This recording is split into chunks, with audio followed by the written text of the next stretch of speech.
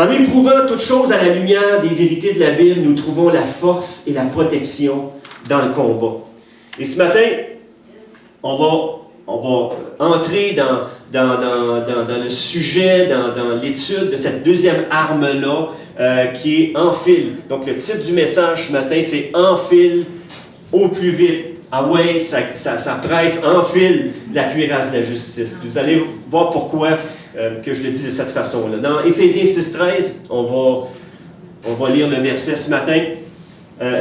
On va juste le rappeler, Éphésiens 6,13. C'est pourquoi prenez toutes les armes de Dieu afin de pouvoir résister dans le jour mauvais et tenir ferme après avoir tout surmonté. Et puis si vous étiez là les semaines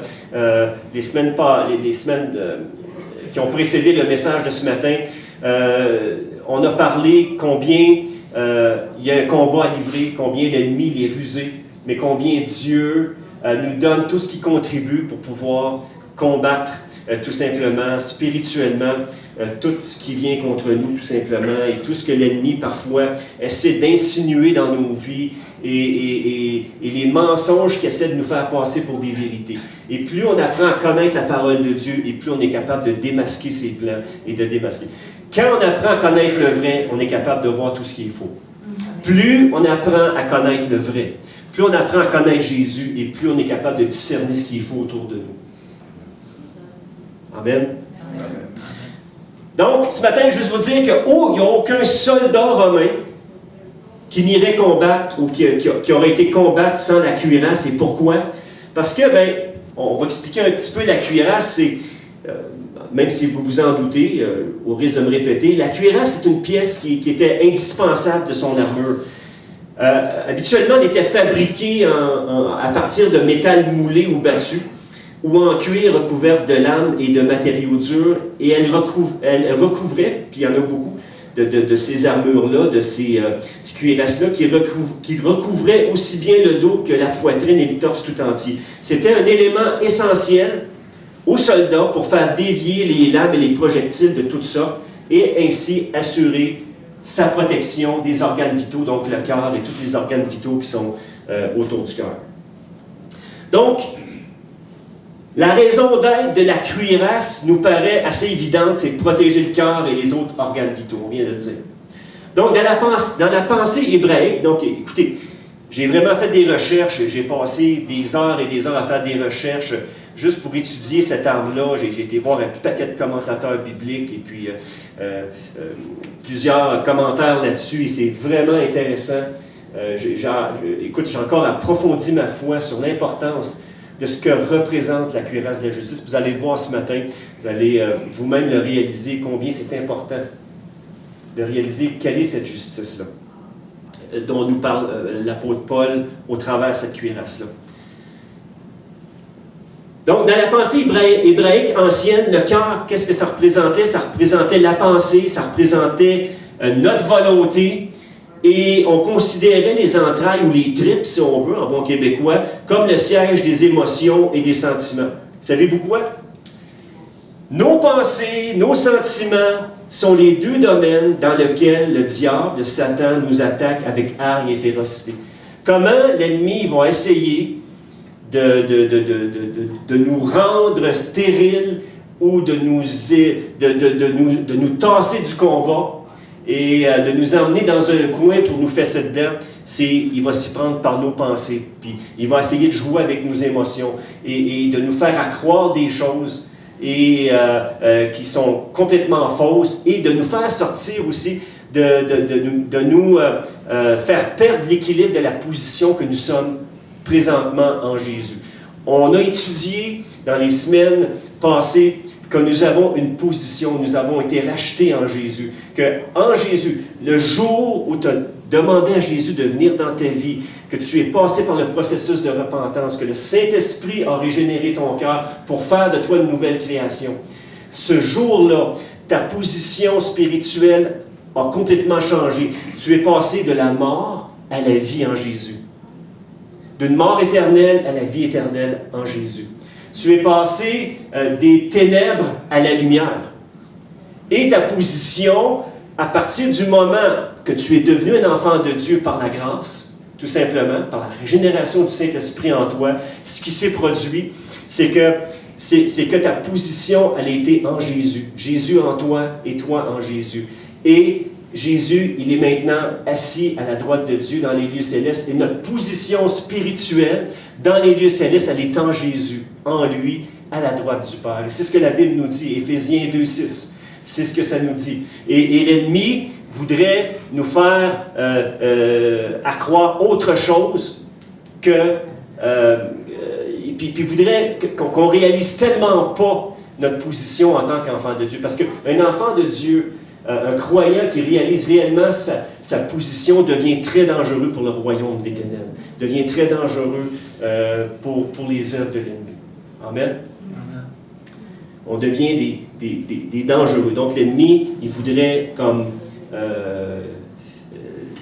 nous faire accroire autrement.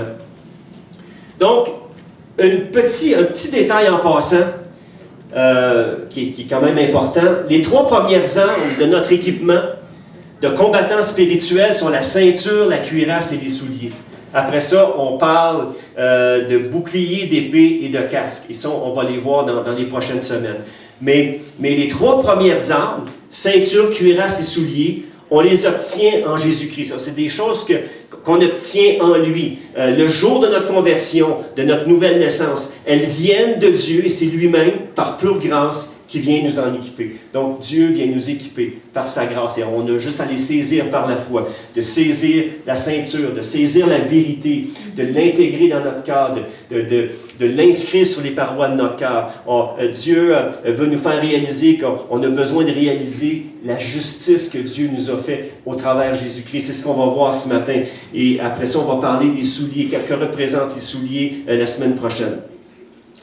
Donc, elles viennent de Dieu et c'est lui-même, par pure grâce, qui vient nous en équiper et on a simplement à les saisir par la foi. Est-ce que vous suivez? Je n'ai pas perdu personne. Donc, pour toi qui as cru en Jésus et qui est réellement né de nouveau, enfiler la cuirasse de justice représente premièrement, on va aller voir le premier point, qu'est-ce que ça représente? C'est d'être revêtu de la justice de Jésus-Christ. Réalise ce matin que tu es revêtu de la justice de Jésus-Christ. Pas ta justice à toi, parce que notre justice, elle est corrompue, notre justice à nous, on va le voir tantôt, que notre justice à nous, elle ne vaut pas grand-chose, on a besoin. Et il me vient cette histoire-là, de cette petite fille-là, au milieu des années, le nom m'échappe, mais c'est une histoire qui est arrivée au milieu des années, c'est en 1987, où est-ce qu'il y a un enfant de 18 mois, qui est tombé dans un trou de 7 mètres. Puis le trou de 7 mètres avec une largeur de, je dirais, 20 cm. Là, je me souviens vraiment des mesures. 20 cm par 7 mètres. Et la petite fille est tombée dans le trou. Et ça a pris des heures et des heures et des heures aux secouristes. Je ne me souviens plus combien d'heures. Je pense que ça a pris 36 heures ou plus que ça, d'aller chercher la petite fille dans le fond et de réussir à la faire sortir de là, que les secouristes réussissent à trouver un moyen de faire sortir la petite fille de là. Parce que d'elle-même, elle n'avait aucun moyen. Puis vous savez, gloire à Dieu, ils ont réussi, ont trouvé un moyen de faire sortir la petite fille de son trou et de l'amener sain et sauf hors du trou, si on veut. Et après ça, elle a eu plusieurs opérations parce qu'elle avait été blessée. Mais elle a survécu. Puis aujourd'hui, cette femme-là, ce bébé-là qui est rendu grand, elle a des enfants et tout ça. Et puis elle vit aujourd'hui une vie normale. Mais juste vous expliquer qu'un jour, on était comme dans ce trou-là, nous autres aussi. Puis on a eu besoin de l'aide de Jésus pour venir nous chercher du fond du trou. Puis vous savez, à l'époque, dans les journaux, ils n'ont pas inscrit que la petite fille a réussi à sortir d'elle-même du trou. Non, au contraire, il a fallu des secouristes pour aller chercher cette petite fille-là.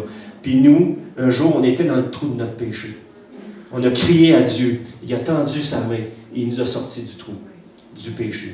Et on va parler justement de cette justice-là, de cette grâce-là ce matin. Donc, être vêtu de la justice de Christ. Donc, on va voir ce matin deux côtés. Il y a 2 points bien simples ce matin. Donc, être vêtu de la justice de Jésus, c'est la responsabilité, premièrement, de Dieu envers nous. Et le deuxième point, on va voir qu'on a une responsabilité, nous, de se saisir des promesses et de marcher avec obéissance et par la foi. Donc, une petite réflexion que j'aimerais juste partager ce matin. Donc, si nous ne sommes pas conscients d'avoir été revêtus de la justice de Jésus-Christ, donc qui est notre cuirasse, nous allons être désavantagés avant même de commencer le combat spirituel contre le prince de la puissance de l'air et de tenir notre position contre lui. Donc, on part désavantagé. Donc, ce matin, tu as Jésus dans ta vie, tu es une nouvelle créature, réalise ce matin que il y a une justice que Dieu t'a revêtue, puis on va l'expliquer ce matin. Il y a quelqu'un qui a écrit, spirituellement, en dessous de cette cuirasse, on va le lire lentement, et prends le temps d'assimiler ce matin les paroles que tu vas lire. Spirituellement, en dessous de cette cuirasse, se trouve le siège de nos émotions, notre âme. Nous devons être sur nos gardes, car parfois, nous avons des impressions, des sensations, des émotions et des sentiments qui peuvent nous jouer des tours. Exemple, aujourd'hui, je ne me sens pas sauvé. Vous savez, tu sais, ce matin, de ne pas te sentir sauvé, ça n'a aucun rapport avec l'état spirituel que tu es présentement ce matin. Si tu as été justifié, tu as été gratifié, ta position en Jésus, c'est que Dieu te voit complètement justifié au travers de Jésus ce matin. Et ça n'a rien à voir avec ce que tu ressens, que tu te sens sauvé ou que tu te sens perdu ce matin. Ça n'a rien à voir avec tes émotions. Ça a à voir avec l'état présent que tu es en Jésus. Donc, Dieu te voit justifié en lui. Si vraiment tu es passé par la nouvelle naissance.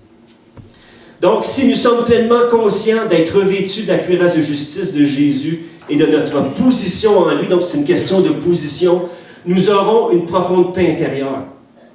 La paix va être là parce que dans ton cœur, tu as cette certitude. Donc, la vérité, c'est que oui, nous sommes justifiés en Jésus.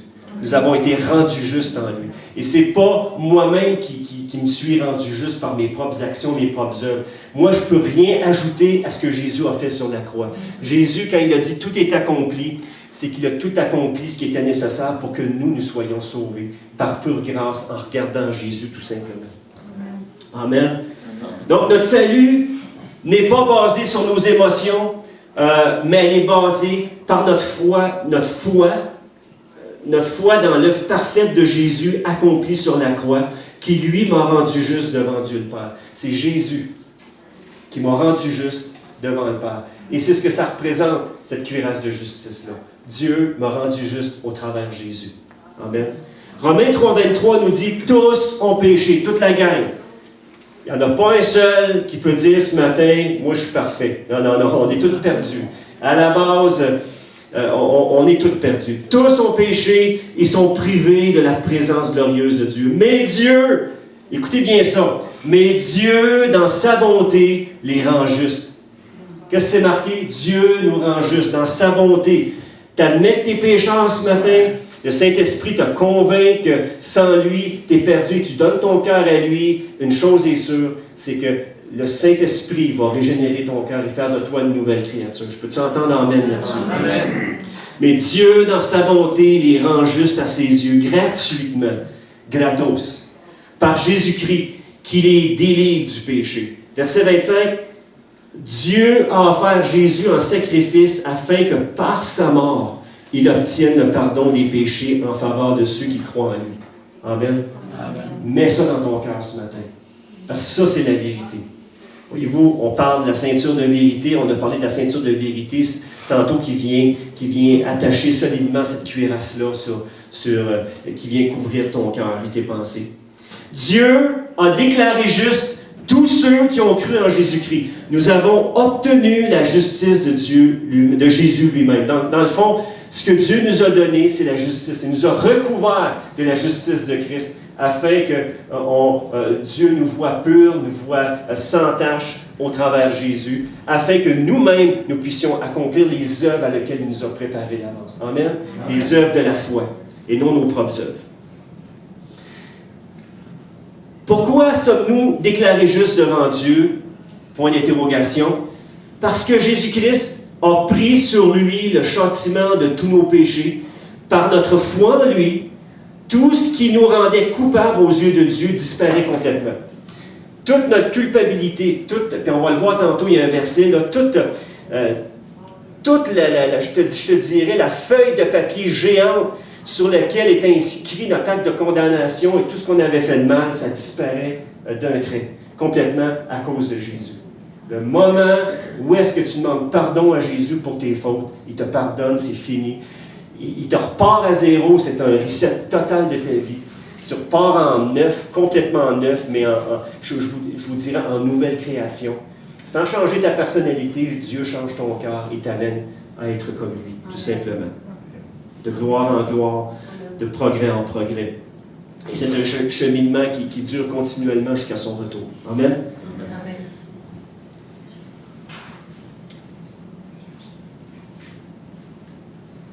On va aller voir 2 Corinthiens. OK, il y a quelque chose que j'ai oublié de dire. Parce que Jésus-Christ a pris lui-même le châtiment de nos péchés par notre foi en lui, tout ce qui nous rendait coupables aux yeux de Dieu disparaît. Je me radote, je viens de radoter. Mais c'est correct, c'est bon de se faire répéter des fois. Mais pas trop souvent. OK. Donc, 2 Corinthiens 5, 21, ça nous dit ici, on va le lire ensemble, celui, et là ça parle de Jésus, celui c'est Jésus, qui était innocent de tout péché, Dieu, et là c'est-à-dire qu'on va comprendre comment Dieu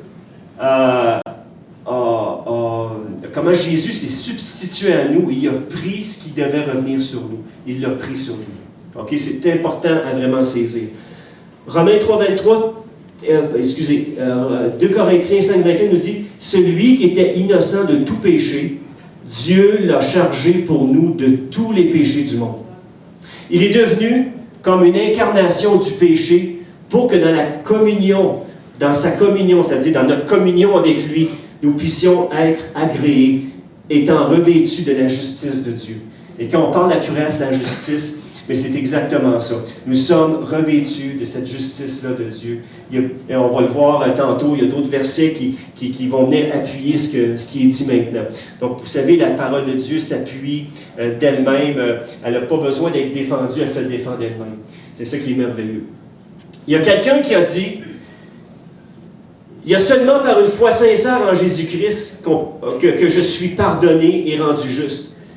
Quoique ma conscience m'accuse d'avoir gravement péché contre tous les commandements de Dieu, de n'avoir jamais gardé aucun, et d'être encore continuellement enclin à tout mal. Ça, c'est quelqu'un qui a écrit ça. Dieu, sans aucun mérite de ma part, mais par pure grâce, me donne et m'attribue l'œuvre parfaite de restauration, la justice et la sainteté de Jésus, comme si moi-même, j'avais jamais commis aucun péché, et comme si j'avais eu moi-même cette parfaite obéissance que Jésus-Christ a observée pour moi, à la seule condition que je reçoive ce bienfait avec un cœur qui croit pleinement en cette grâce qui m'est faite. Jésus, il a tout fait pour moi. Je n'ai pas besoin d'en faire plus pour que Dieu m'aime plus, ou pour que je sois agréable à Dieu. Ce que Dieu désire, c'est que je lui donne mon cœur, je lui donne ma vie, et que délibérément, que je lui soumette ma volonté, tout simplement que je lui demande la grâce de le suivre. Parce que de nous-mêmes, on ne peut pas faire grand-chose. Tu sais, Jésus, ce matin, n'a jamais dit, essaie d'en faire plus, essaie de faire mieux pour mériter mon amour, mon approbation, mon pardon, et peut-être la vie éternelle à la fin de ton parcours sur cette terre. Essaie d'en faire plus. Donc, Jésus te dit au contraire ce matin, Jésus, ce qu'il dit, c'est que je l'ai fait à ta place. OK? Tu n'as pas besoin de faire ça, moi je l'ai fait à ta place. C'est ce que Jésus voulait dire quand il a déclaré, on va lire le verset ce matin, quand il a déclaré, « Venez à moi, vous tous qui êtes fatigués et chargés, et je vous donnerai du repos. Je suis doux et humble de cœur, et vous trouverez du repos pour vos âmes. » C'est ce qu'on appelle le repos de la foi. « Venez à moi, vous tous qui êtes fatigués et chargés, tannés d'essayer tanner devant les situations, tanner de lutter de par vous-même, tanner de lutter avec le péché. Viens, Jésus te dit, viens à moi ce matin et je vais te décharger de ces fardeaux-là. Et je vais te donner vraiment un joug qui est doux et léger et je vais t'aider à me suivre tout simplement. Je vais marcher à côté de toi et marcher sur le chemin avec toi pour t'aider à accomplir ma volonté. C'est ce que Jésus nous dit ce matin. Dans un autre verset, ça nous dit, dans Colossiens 2,14, ça nous dit, et ça c'est merveilleux, on va le lire tranquillement, ça nous dit ici, Jésus a complètement effacé le document de nos dettes qui nous accusait et qui était contre nous à cause des règles établies. Il l'a détruite en le clouant sur la croix. Donc la dette de toutes tes fautes, et c'est ça la bonne nouvelle de l'Évangile, c'est que la dette de toutes tes fautes qui faisait en sorte que tu étais coupable devant Dieu a été entièrement payée par Jésus. Le fait que tu étais coupable devant Dieu, mais que ce matin tu viens à Jésus et que tu lui donnes ton cœur et tu dis, Seigneur, garde, merci d'avoir payé pour mes fautes à la croix et merci de m'accorder ton pardon. Ça vient faire toute la différence dans ta vie. C'est ce qui vient transformer ton cœur. C'est ce qui vient faire toute la différence par la vertu et la puissance du Saint-Esprit. Donc, il n'y a aucun être humain sur cette terre qui est capable de reproduire cette justice de lui-même, cette justice-là de lui-même.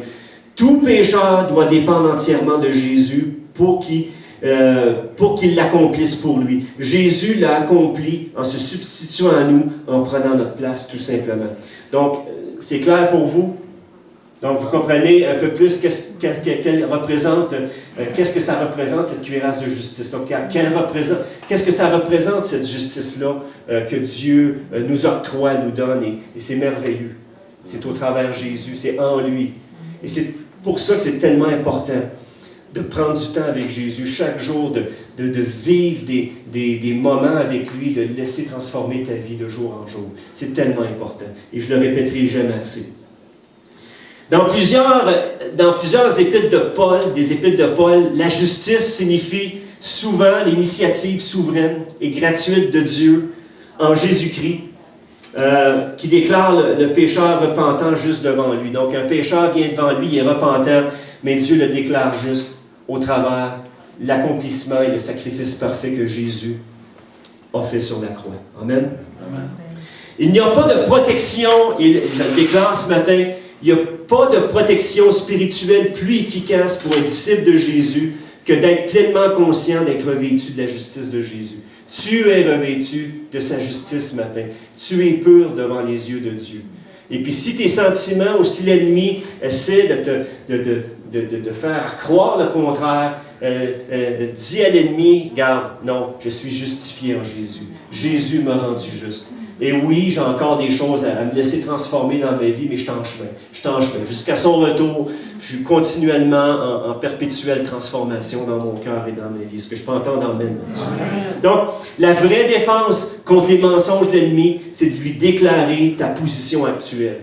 Donc, déclare-lui ta position. Donc, dis à l'ennemi, garde, j'ai été justifié par sa grâce, par le seul moyen de la foi en Jésus. J'ai été couvert de la justice et du sang de Christ, et je peux me tenir devant Dieu, Dieu notre Père céleste, sans craindre la condamnation, mais au contraire, avoir l'assurance d'être accueilli les bras ouverts par lui. Et c'est la même chose. Il y a cette image, quand j'écrivais ces lignes-là, il y a cette image-là qui me venait de Luc 15, où est-ce que le fils prodigue, on sait l'histoire, il part de chez lui, il amène une partie d'héritage de son père avec lui, et puis, écoutez, là, on ne regardera pas tout le contexte ce matin, mais c'était vraiment terrible pour le père, puis c'est des choses qui ne se faisaient pas, là, tu sais, puis le fils s'en va, dilapide tous ses biens, gaspille tous ses biens dans toutes sortes de cochonneries, écoutez, là, puis après ça, il se ramasse dans une complète disette, je dirais, là, il y a peut-être un autre mot pour ça, mais il se ramasse vraiment dans la misère noire, sans le sou, dans l'enclos au cochon. Et puis même, écoute, comble du malheur, il ne pouvait même pas manger ce que les cochons mangeaient, imaginez. Puis pour un juif, les porcs, c'est, je vous dirais, si on regarde dans le contexte de l'époque, les porcs et les juifs, c'était pas compatible. D'abord, les juifs ne mangeaient pas de porc, puis pour eux, c'était un animal un peu. Fait que là, écoutez, pour ce fils-là, qui était juif, se ramasser dans l'enclos cochon avec des porcs, c'était le comble du malheur là, pour lui. Et à un moment donné, il rentre en lui-même. Il reconnaît que, regarde, il a vraiment fait une gaffe. Puis, ce qu'il s'est dit en lui-même, il dit, je vais retourner vers mon Père, puis tu sais, je ne lui demanderai pas grand-chose, qu'il me traite comme des serviteurs. Puis vous savez, les serviteurs à l'époque, ça ne restait pas dans la maison, ça restait dans une cabane, dans les champs, et puis il était quand même bien traité, mais ceux qui restaient dans la maison, c'était vraiment ceux de la famille. OK? C'était les gens de la famille. Et puis vous savez, vous connaissez l'histoire, bien avant qu'il arrive à la maison, le Père le voit, court à sa rencontre. Et ce matin, juste vous dire, Dieu, il est comme ça. Il nous attend. Dieu t'attend ce matin. Il attend que tu lui donnes toute ta vie. Que tu reconnaisses ton état. Si tu n'as pas été justifié encore en Jésus-Christ ce matin, reconnais ton état spirituel, que sans lui, tu es perdu. Et que Dieu ne veut pas qu'aucun périsse, mais que chacun ait la vie éternelle. Dieu, c'est son désir. Que tous soient sauvés et parviennent à la repentance. C'est son désir. Pour nous éviter ce lac de feu éternel qui a été créé pour le diable et ses anges et pour ceux qui sont en rébellion contre Dieu, tout simplement. Et puis Dieu, c'est pas qu'il va envoyer quiconque en enfer, c'est pas Dieu qui envoie les gens en enfer, c'est les gens qui, par leurs actes et par leur rébellion, qui prennent la décision délibérée de faire ce choix-là. Et c'est pas le choix de Dieu. C'est vraiment... Dieu, son cœur, c'est que tous soient sauvés et parviennent à la repentance. Vraiment. Romains 8.1 nous dit, on va le lire ensemble, mais maintenant, si tu es en Jésus, si tu es revêtu de cette justice-là, parce que tu l'es revêtu, si tu es enfant de Dieu, tu l'es revêtu automatiquement, c'est ta position, tu es revêtu. C'est quelque chose que Dieu t'a permis que tu saisisses par la foi. Mais maintenant, il n'y a plus de condamnation pour ceux qui appartiennent à Jésus-Christ. Il n'y a plus de condamnation. Si nous sommes à lui, nous n'avons donc à redouter aucune sentence contraire, car nous vivons à présent sous un nouveau régime, celui du Saint-Esprit. Marchez par l'Esprit, vous n'accomplirez pas les désirs de la chair. Le fruit de l'Esprit, son fruit en nous fait produire en Jésus-Christ des œuvres qui le glorifient tout simplement. Donc, nous n'avons rien à redouter, aucune sentence.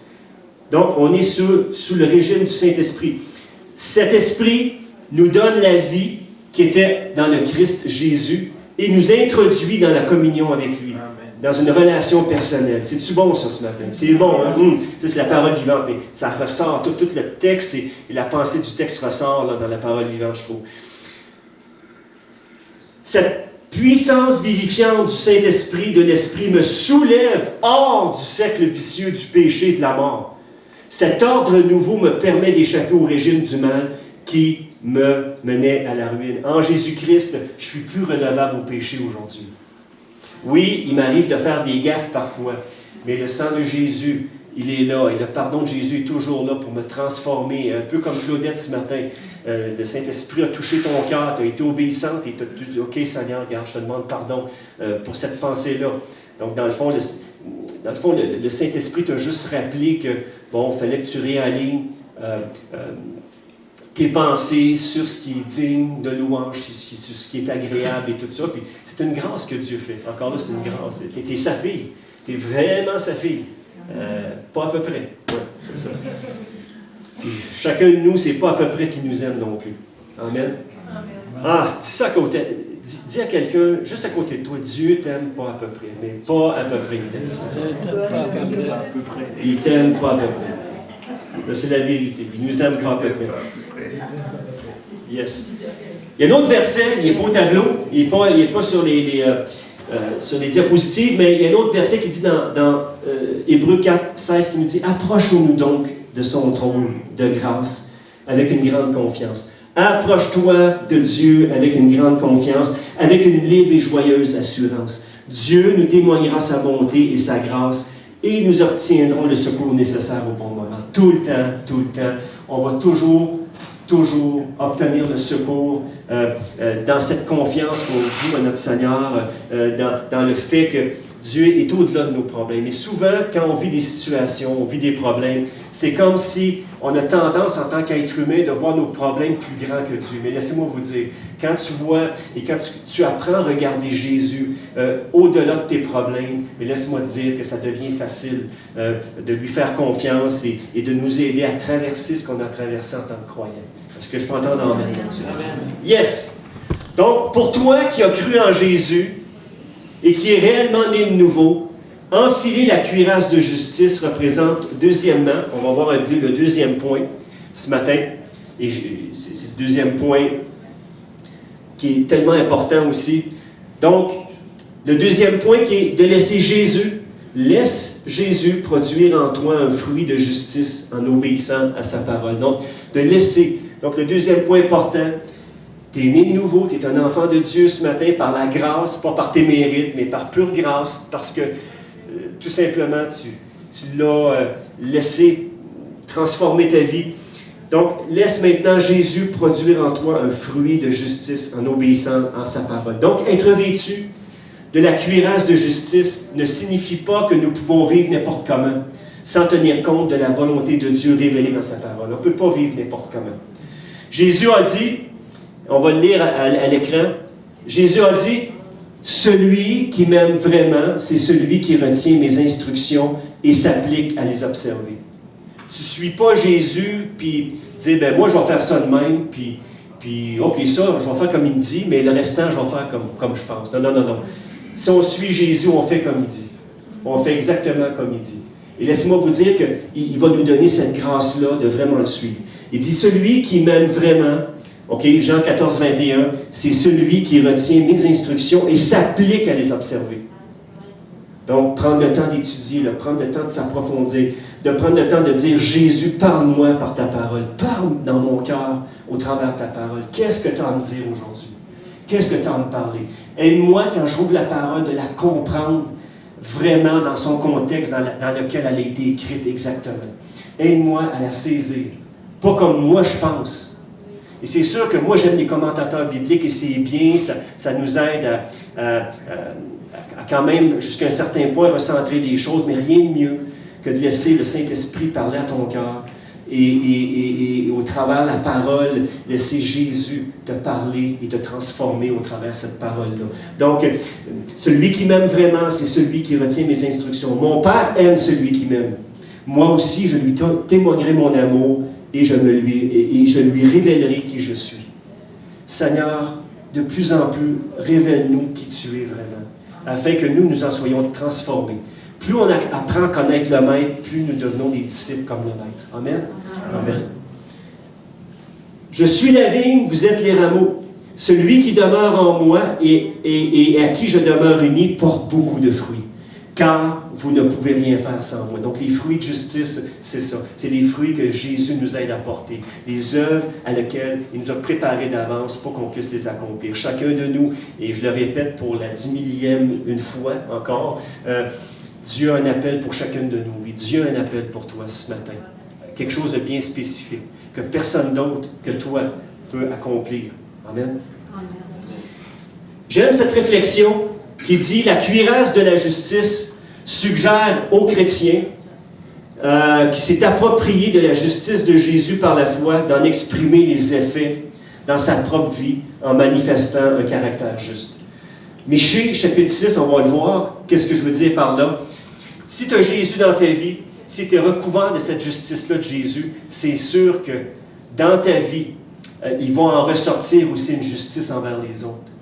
Donc, pas ma propre justice, mais la justice de Christ en moi produit un fruit qui va faire que dans mon approche avec les gens, dans ce que Dieu m'appelle à faire vis-à-vis des gens qui m'entourent, que ça soit imprégné de sa présence et de sa propre justice. Michée 6.8 nous dit, très intéressant, il nous dit, « On t'a fait connaître ô homme, ou on peut dire ô toi, ce qui est bien.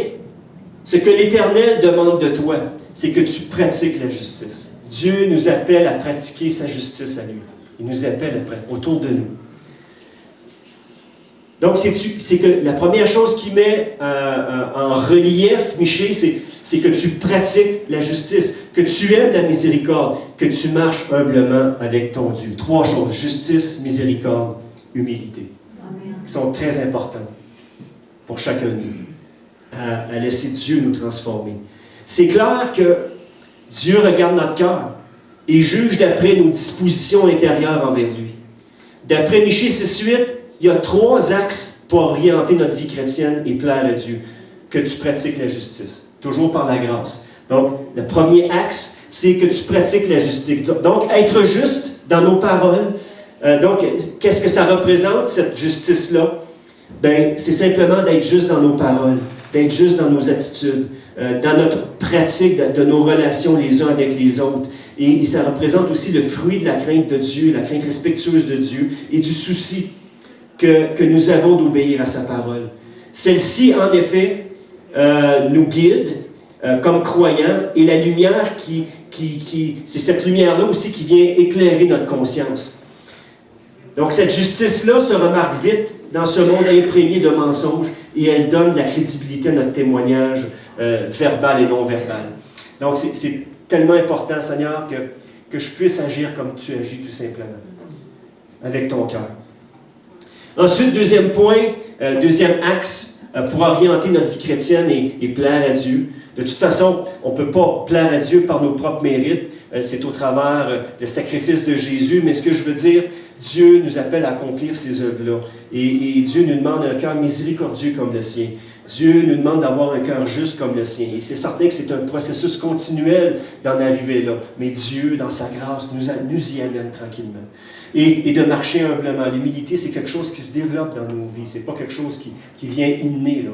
On est orgueilleux, pas à peu près, je vais vous dire. Mais le fait de réaliser que sans Dieu, qu'on dépend de lui totalement, eh bien, ça vient tout simplement permettre à la grâce de Dieu de nous aider dans ces choses-là. Donc, premier, c'est de pratiquer la justice en parole, en action. Ensuite, que tu aimes la miséricorde. Donc, aimer la miséricorde, c'est s'appliquer à avoir une attitude de bienveillance, de compréhension envers les autres. Donc, en tant qu'être humain, nous sommes naturellement portés à nous méfier des autres et à nous placer par rapport à eux dans une position avantageuse. Je vais vous dire, ça nous arrive souvent. En tant qu'être humain.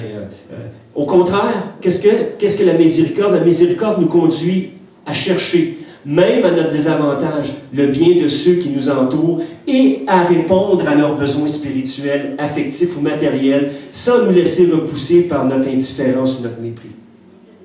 Dieu nous appelle à rejeter tout mépris, toute indifférence et à apprendre à regarder les gens avec ses propres yeux. Seigneur, donne-moi tes yeux. Quand je regarde les gens, donne-moi des yeux pour les voir comme tu les vois. Donne-moi avoir ce cœur de miséricorde envers les gens. Et c'est l'appel que Dieu nous donne en tant que croyants. Dieu, ce n'est pas des affaires super extravagantes qu'il nous appelle à faire. Dieu, tout ce qu'il nous appelle à être et à faire, c'est d'agir comme lui. Et si Dieu nous appelle à faire des grandes choses, bien, faisons-le, mais avec son attitude de cœur. Okay? C'est là que ça commence. Que tu marches humblement avec Dieu. Troisième chose, troisième axe pour orienter notre vie chrétienne, que tu marches humblement avec ton Dieu.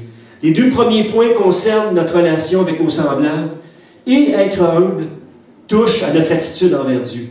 Il est notre Créateur, il est notre Dieu Sauveur, Jésus est notre Rédempteur qui nous a rachetés à un prix inestimable. Jésus nous a rachetés à un prix qu'on ne pourra jamais calculer. On a la même valeur aux yeux de Dieu que le prix que Dieu a pris pour payer pour nos péchés, donc son Fils Jésus. On a cette même valeur-là à ses yeux. Amen. Prix inestimable, il est notre Rédempteur. C'est lui qui, par sa grâce, nous tient debout dans notre vie chrétienne. C'est lui qui nous tient. Dès l'instant où je réalise vraiment que je dois absolument tout à Dieu, je resterai humble vis-à-vis de lui, comptant sur son secours pour faire sa volonté dans le chemin qui me conduit vers lui. Donc, je compte sur sa grâce, sur le chemin qui m'appelle à marcher. Je compte sur sa grâce pour m'aider à me rendre et combattre le bon combat de la foi et d'arriver au bout en ayant combattu avec la grâce que Dieu me donne. Dire comme Paul, regarde, j'ai combattu le bon combat. Non sans difficulté, non sans épreuve, Mais toi, Seigneur, tu m'as pris la main et tu m'as emmené jusqu'au bout, dans ce chemin étroit, où est-ce que c'est tellement étroit qu'il n'y a pas de place à l'orgueil. Parce que si tu as de l'orgueil, tu ne passes pas dans le chemin étroit. Dieu doit te dépouiller de cet orgueil-là pour que tu sois capable de passer dans le chemin. Vous comprenez ce que je veux dire? Quand Jésus faisait ce sermon sur la montagne dans Matthieu, il dit, entrez par le chemin étroit, mais c'est un chemin où est-ce qu'on doit se dépouiller de l'orgueil pour y marcher, et qu'on doit marcher avec Jésus dedans.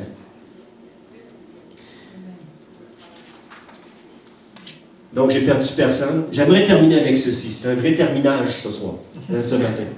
C'est une vraie terminaison, une vraie fin. J'aimerais terminer avec ceci.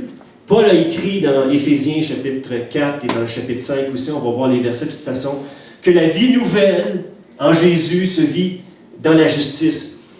Et que dans cette vie nouvelle-là, il se produit un fruit de justice et de vérité qui se dégage de nos vies. Dans Éphésiens chapitre 4, verset 23, ça nous est dit, ok, c'est rendu, « Il faut vous laisser complètement renouveler dans votre cœur et votre esprit. » Laisse-toi toucher, laisse-toi renouveler. Ça demande un abandon de ta volonté à Dieu. Ça demande de tasser peut-être des côtés de ta volonté que tu as de la misère à soumettre à Dieu et de tasser ça et de dire à Dieu, ben, viens renouveler ce qui a besoin d'être renouvelé dans mon esprit, dans mon cœur. C'est-à-dire, revêtez-vous de la nouvelle nature, créée à la ressemblance de Dieu et qui se manifeste dans la vie juste. Encore, on parle de justice, dans une vie qui est juste et sainte, qui inspire la vérité. On voit, regarde, justice et vérité. Et c'est un verset d'Éphésiens. Et vous comprenez que l'apôtre Paul, quand il décrit les ordres du croyant, ou qu'il met l'ordre dans les ordres, l'ordre chronologique des ordres du croyant, on voit ici justice et vérité, et la justice est tenue par la vérité. Il n'y a pas de vraie justice sans vérité, et il n'y a pas de vérité vraie sans justice parfaite de Dieu. Vous comprenez ce que je veux dire? Les deux vont ensemble, sont imbriqués ensemble. Wow! C'est-tu pas merveilleux? Quelle cohérence de la parole de Dieu. Donc, cherchez ce qui plaît au Seigneur. Donc, Éphésiens 5.8 aussi, ça nous dit, « Oui, avant, vous étiez dans la nuit, mais maintenant, vous êtes unis au Seigneur. Vous êtes dans la lumière. Vivez comme des gens qui appartiennent à la lumière. Ce que la lumière produit, c'est toute action bonne, juste et vraie. » On voit le fruit ici. Qu'est-ce que ça produit, cette lumière-là? Qu'est-ce que le fruit de l'Esprit produit en nous? Qu'est-ce que le Saint-Esprit vient produire en nous? Qu'est-ce que la justice de Dieu vient produire en nous? C'est une vie juste et vraie. Amen. Amen. Qui est agréable à Dieu. Pas par nos mérites, mais parce que nous abandonnons notre cœur à Jésus, par obéissance. Ça va? C'est simple? Autrement dit, la justice de Jésus nous attribue, par la foi. Attends, écoutez, je vais juste répéter, là, je me suis trompé. La justice, autrement dit, la justice de Jésus que Dieu nous attribue par la foi, nous appelle à un comportement et une conduite juste aussi. Nous appelle à ce comportement-là, toujours par sa grâce. Cette justice que Jésus nous donne est loin d'être un laisser-aller pour le péché. Paul a écrit à Tite que la grâce de Dieu nous enseigne et nous aide à renoncer à ce qui lui déplaît et à vivre d'une manière juste. On va lire le verset, et je termine avec ce verset-là. Oui, avant, c'est ça? Oui, c'est bien ça. C'est Tite 2, c'est le prochain verset. Oui, c'est ça. En effet, la grâce de Dieu s'est révélée comme une source de salut pour tous les hommes. C'est ça la grâce de Dieu. Elle nous éduque et nous amène à nous détourner de tout mépris de Dieu et à rejeter les passions des gens de ce monde. On les connaît, les passions des gens de ce monde. C'est fou, là. Pas besoin de donner de détails là-dessus. Ainsi, nous pourrons mener, dans le temps présent, une vie équilibrée, juste et pleine de respect pour Dieu. Amen. Amen. Je vous inviterai à vous lever. On va terminer avec un mot de prière.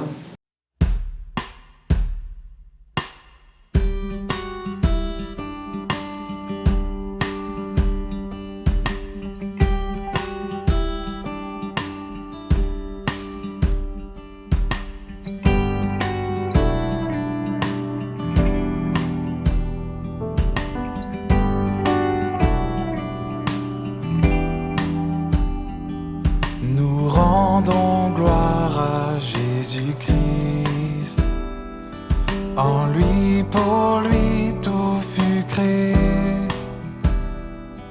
Image du Dieu invisible, vivant de toute éternité. Nous louons Christ, Dieu infini, chef de l'Église, tête du corps. La plénitude habite en lui, qui seul s'est levé de la mort. Par son amour réconcilié, uni à celui qui libère, de tous nos péchés pardonnés, nos cœurs s'élèvent sur cette terre. Par son amour réconcilié, unis à celui qui libère, de tous nos péchés pardonnés, nos cœurs s'élèvent. Adorons Jésus, Dieu incarné, auteur suprême du salut parfait. Restons ancrés, fondés en lui, car Jésus Christ seul nous suffit.